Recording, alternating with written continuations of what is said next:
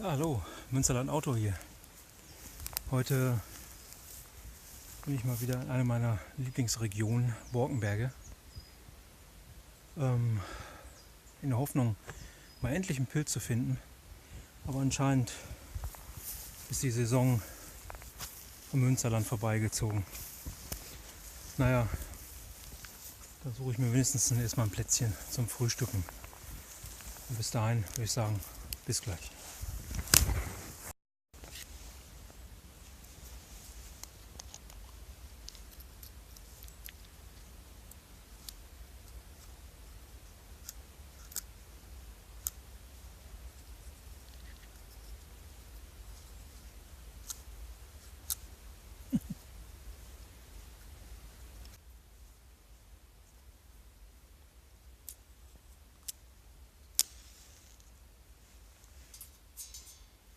Ja, super. Vorführeffekt.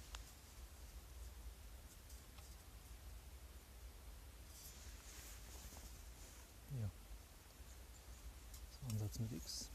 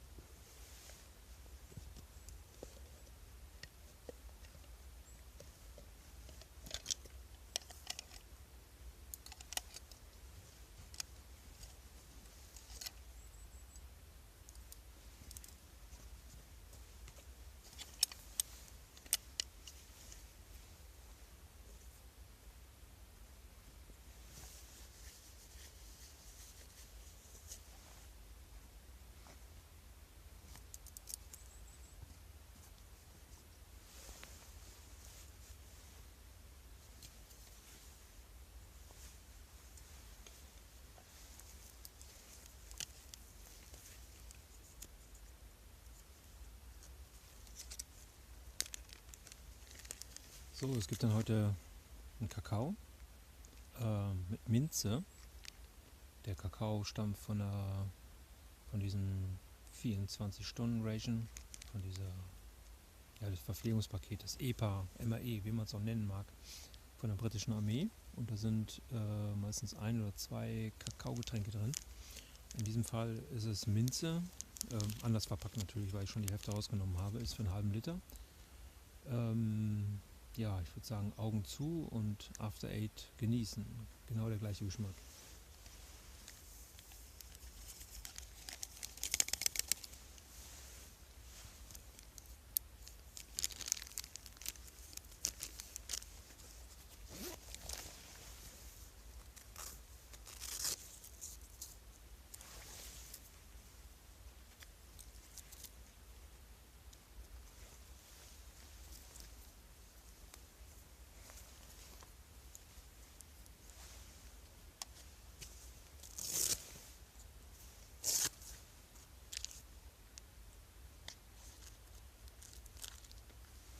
Ja, dazu gibt es dann ein Roggenvollkornbrot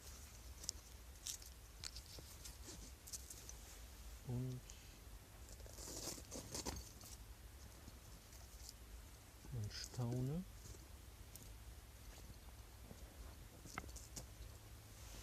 Dieses, ja, wie soll ich sagen, es ist eine Quälerei morgens? Nein, es ist keine Quälerei, ein Ei zu kochen oder ein Spiegelei zu machen. Ich nutze einfach den Eierstich für eine Hühnersuppe oder sonstiges. Das ist eigentlich eine ganz praktische Sache. Die Dose ist nachher auch schön leicht, um sie wieder mitzunehmen. Ja, und da drin ist der feste Käse. Und sie schön Scheiben schneiden und aufs Brot legen. Ja, wunderbare Scheibchen. Ja, und die lege ich mir gleich einfach aufs Brot. Ist eigentlich im Prinzip dasselbe, ist einfach nur Rührei.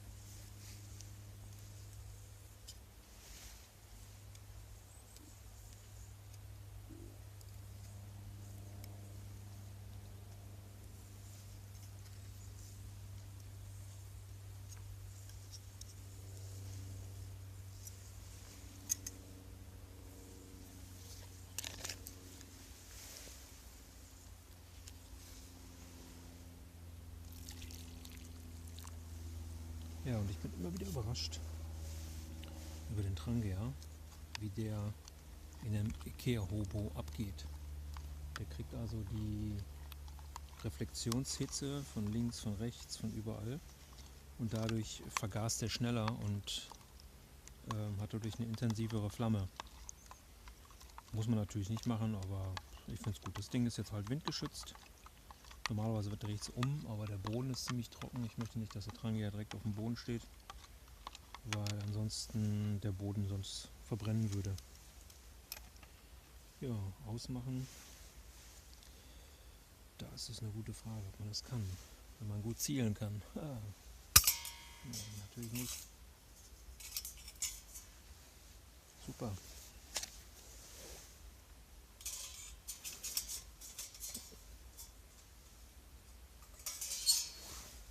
Ja, wir haben es fast geschafft. Eine halbe Stunde noch. Wow, der ist so heiß, dass er trotzdem noch weiter brennt. Ich hoffe, es gibt sich gleich. Nee, es gibt sich nicht. Wahnsinn, Wahnsinn.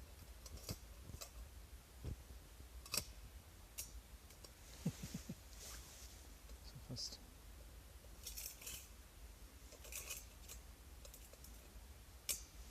Ja, das ist der Nachteil im Hobo.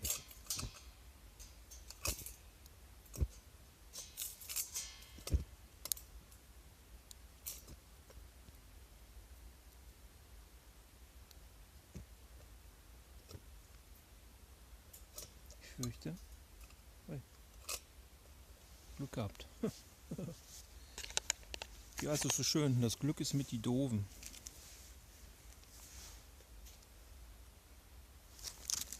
Naja. Gut, es duftet herrlich nach After Eight. Durch diesen Kakao mit dem Minzgeschmack. Es gibt dann noch den regulären, gibt es dann noch und noch einen mit Orangengeschmack. Den hatte ich allerdings auch noch nicht. Ich werde davon berichten. So, da haben wir das kleine Brot. Man kann es auseinanderklappen.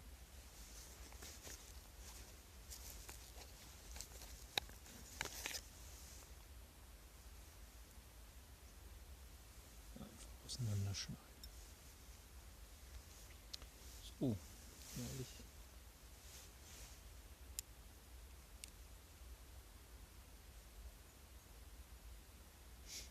Ja, man könnte natürlich diese Dose noch auf warm machen im Wasserbad. Dann hätte man schön warmes Rührei. Das könnte ich mir auch noch gut vorstellen. Aber es reicht mir so. Ja, sieht fett aus. Ist auch so. Dann in dem Fall einen guten. Dann sehen wir uns gleich mal wieder. Ja, Frühstück beendet. alles ein bisschen weggeräumt, aufgeräumt, auch der Boden. Ja, das sieht aus, als wenn hier ein Tier gegraben hätte, ein bisschen.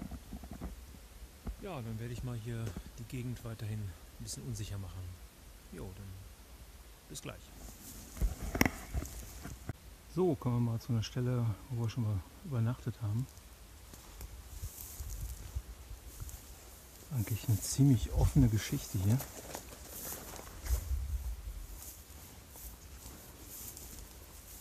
Das heißt, an dieser Stelle, so kann man es besser sehen. Da haben wir von dem Baum zu dem Baum, von dem Baum zu dem Baum. Hängematten gespannt, Tarps drüber. Dann kann man hier wunderbar nächtigen. Durch den Wall da vorne sieht das hier nicht so. Feuer sieht man von der Seite auch nicht. Dann auf der Seite ist auch noch ein Wall. Zu der Seite ein dichter Wald. Ja, diese Richtung sieht man auch nicht viel. Ja, und das Ganze, würde ich sagen, sieht aus, als wenn es immer schon so war. So muss es auch.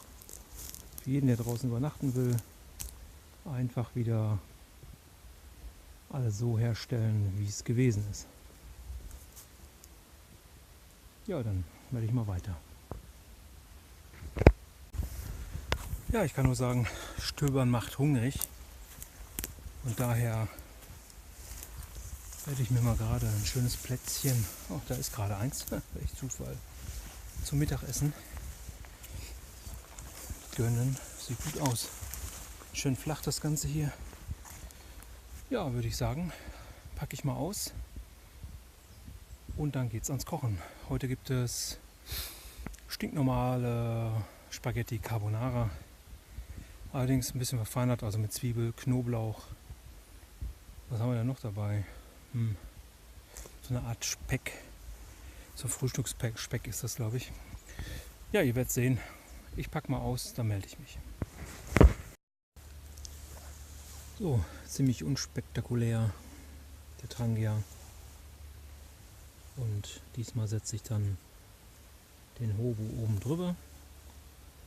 So kann die Hitze sich mehr entfalten, weil ich brauche viel Hitze, um Wasser zu machen. Wasser, um Spaghettis aufzusetzen. Okay, dann wollen wir mal eine Runde Wasser hinein. Gießen.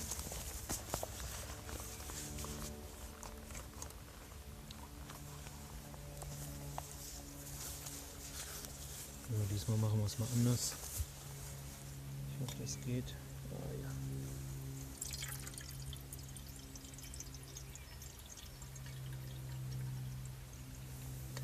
Ich denke, das soll reichen.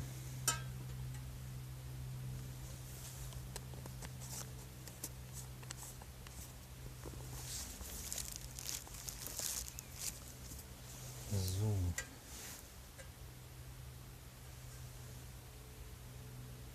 Ja, er kommt schon. Okay, dann Vorbereitung für die anderen Sachen.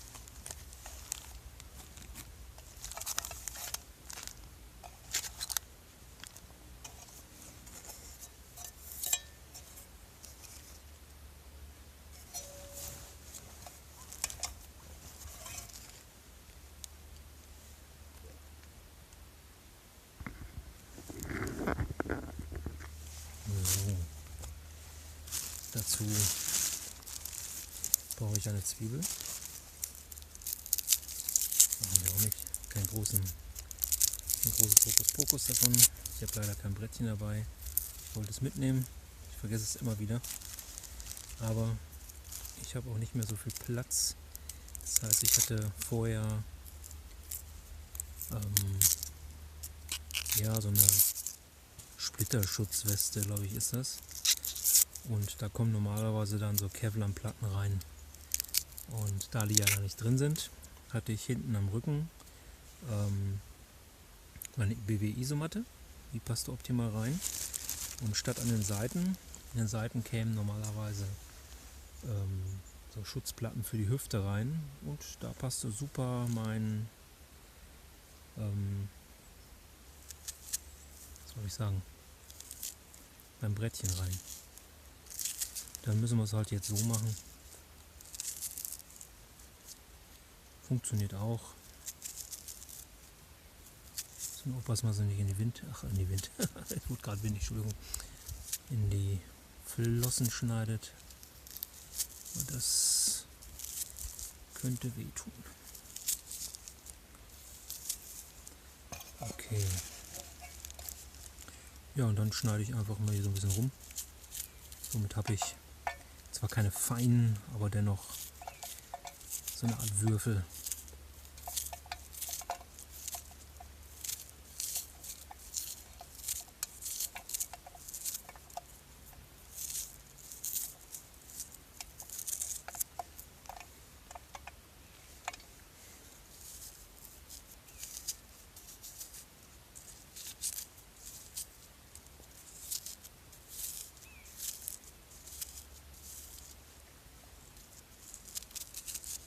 So, noch einmal rüber. Das ist gut. Okay, manche sagen es ist Verschwendung. Naja, ist es ja im Prinzip auch. Die Knoblauchzehe. Da brauche ich allerdings nur eine. Ich mache es nur auseinander, weil den Rest kann ich nämlich jetzt nicht gebrauchen.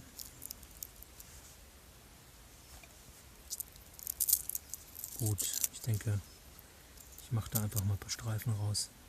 Gut ist. Normalerweise würde ich halt das Brettchen nehmen und würde es drauf schlagen mit dem Messer. Aber kein Brettchen, kein Schlagen.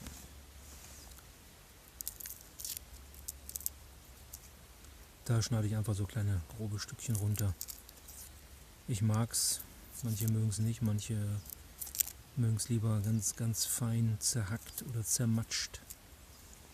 Und ich schneide mir da einfach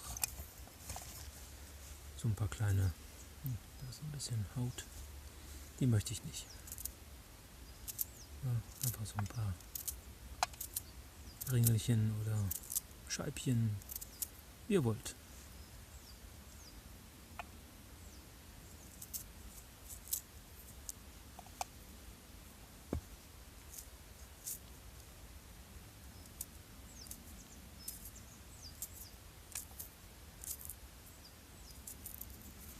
Okay, für mich reicht das.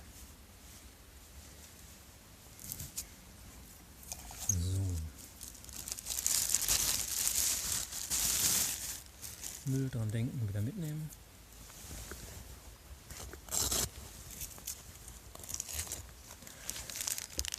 Ich habe gestern Abend noch Parmesan, da kommt gleich das Ei rein. Das wird vermengt mit dem Ei. Das wird dann nachher, wenn die Spaghettis abgegossen werden, danach kommt das drüber, damit das Ei nicht so extrem gerinnt. Damit habe ich nachher eine schöne Soße. Meine Spaghettis, das reicht für eine Person. Und hier ist noch diese Art Speck. Das kommt auch noch mit in den Topf rein, das muss ich gleich erstmal anbraten. So, und das ist Müll. So, Luft rauslassen.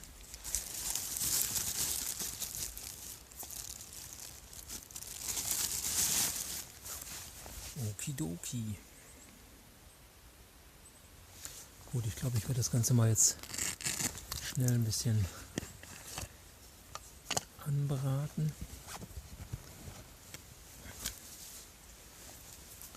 Dazu werde ich das Wasser runter, wie ihr seht. Das ist eine wahnsinnige Hitze.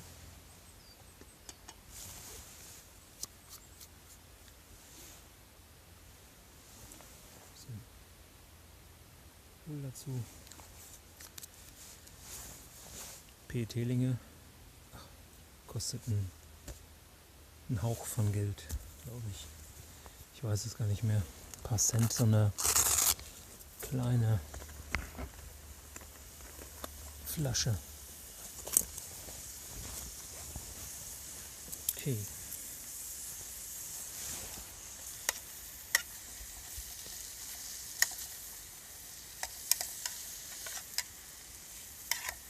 Die Menge kann ruhig gleich wieder kalt werden, weil die packe ich mir nachher auf die Spaghettis drauf. Da ist es nicht so schlimm. Mache ich das zuerst, dann die Spaghettis abgießen, Soße, fertig.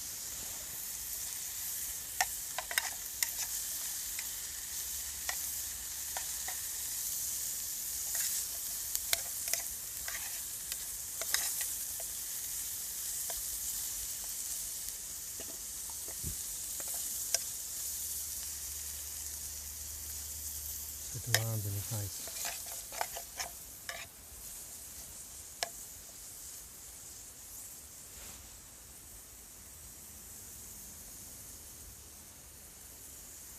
Ihr seht, ich habe schon Abstand genug, aber ich brauchte noch was anderes. Oh, meine Finger gehen gerade hops. Hier meinen kleinen Lederlappen. So.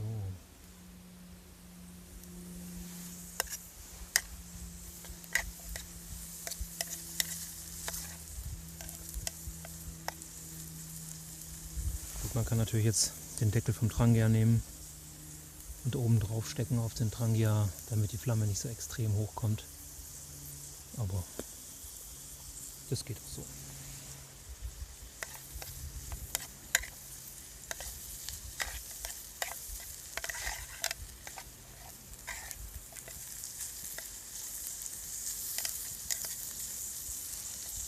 So, tue ich hier runter. Setzt das Wasser wieder auf.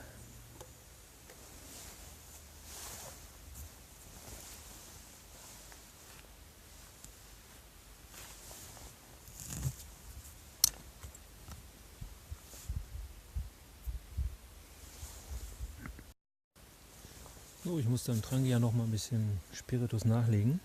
Aber es macht ja nichts. Es ist ja trotzdem heißes Wasser. In der Zeit mache ich den Parmesan schon mal fertig. Also, ich habe ja so ein Tütchen.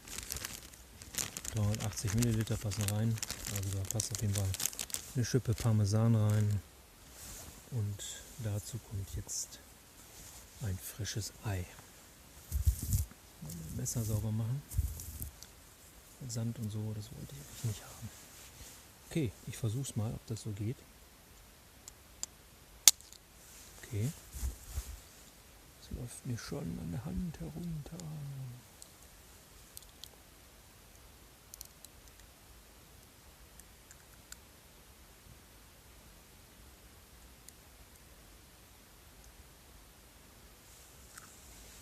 Okay. Ich hoffe, dass da nichts mit reingekommen ist. Also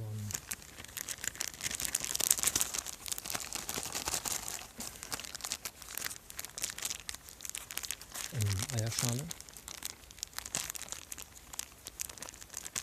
So kann man auch prima Brotteig machen.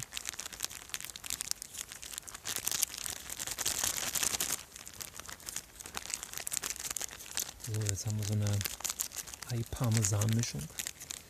Und die kommt gleich, weil Ei gerinnt ja bei Hitze. Und die kommt gleich oben drüber. Der Parmesan schmilzt.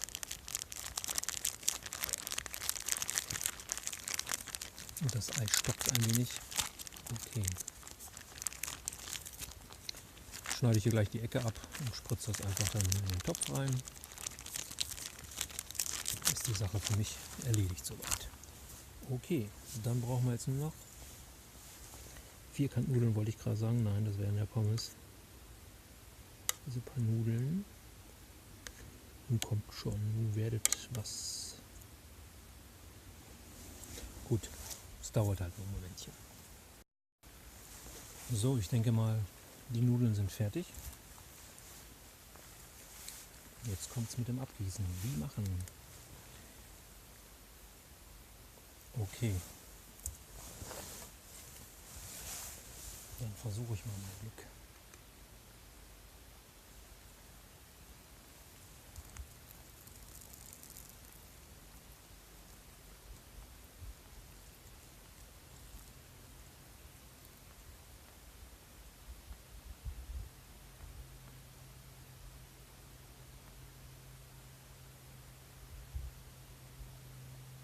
Ein paar wollen schon flüchten.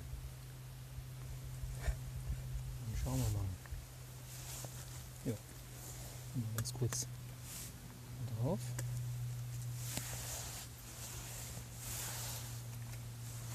Okidoki. Dann machen wir erstmal den Tangi aus.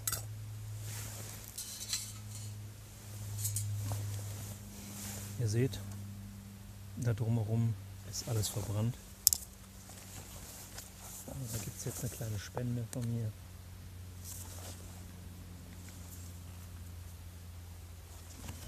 Da habe ich heute auch mehr Wasser mitgenommen, als ich brauche.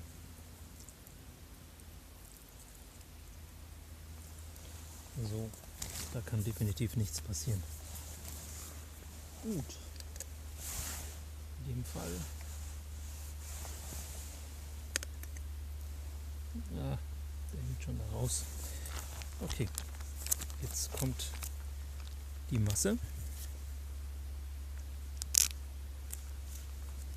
Dann mache ich mir ja schon versucht eine Art Spritzbeutel.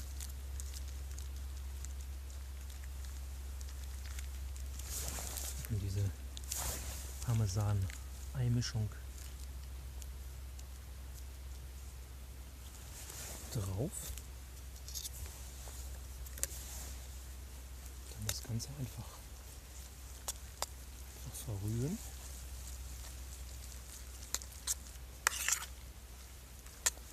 Theoretisch ist es das schon.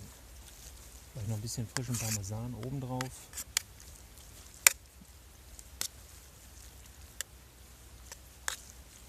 So, wie ihr seht, schön schlotzig. Der Käse ist geschmolzen. Das Ei ein bisschen geronnig gestockt, glaube ich. So. Dann kommt hier meine Zwiebel-Speck-Knoblauch-Geschichte oben drauf.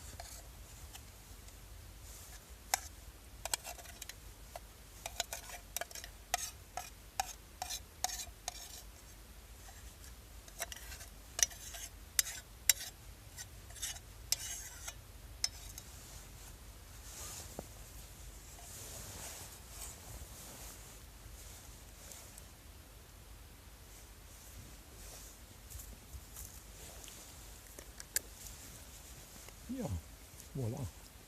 Bon Appetit. Man könnte das natürlich noch ein bisschen nachwürzen, aber ich glaube, durch den Speck, der sowieso schon Salz genug enthält, das gesalzene Nudelwasser, der Parmesan, ich denke, dass das genügend Salz ist.